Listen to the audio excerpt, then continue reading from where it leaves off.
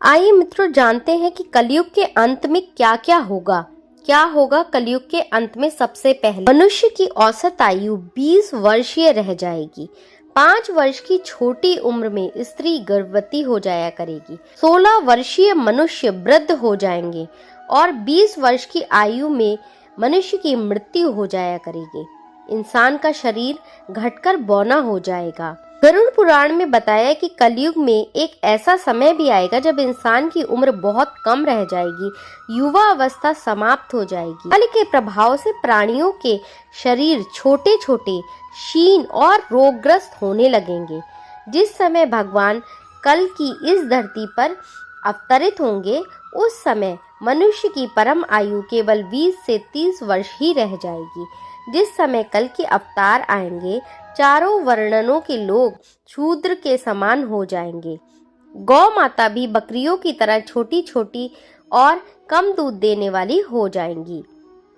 कलयुग के अंत में संसार की ऐसी दशा होगी कि अनाज नहीं उगेगा। लोग मछली मांस ही खाएंगे और भेड़ बकरियों का दूध पिएंगे। गाय तो दिखना भी बंद हो जाएंगी, होगी भी तो बकरी के समान, और वो दूध देना भी बंद कर देंगी। एक समय ऐसा आएगा जब जमीन से अनाज उगना बंद हो जाएगा, पेड़ों पर फल नहीं लगेंगे और धीरे धीरे सारी चीजें धरती में विलुप्त हो जाएंगी। कलयुग में लोग शास्त्रों से विमुख हो जाएंगे।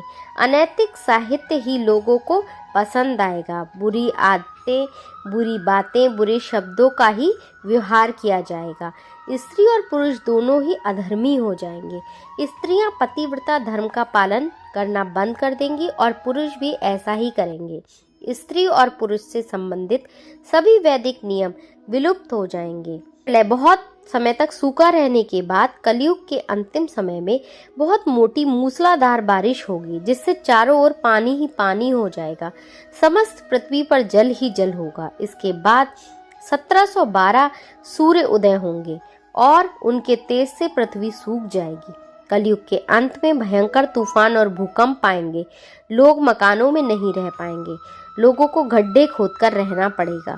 धरती की सतह का 3 हिस्सा अर्थात लगभग 4.5 फुट नीचे तक धरती का उपजाऊ अंश नष्ट हो जाएगा।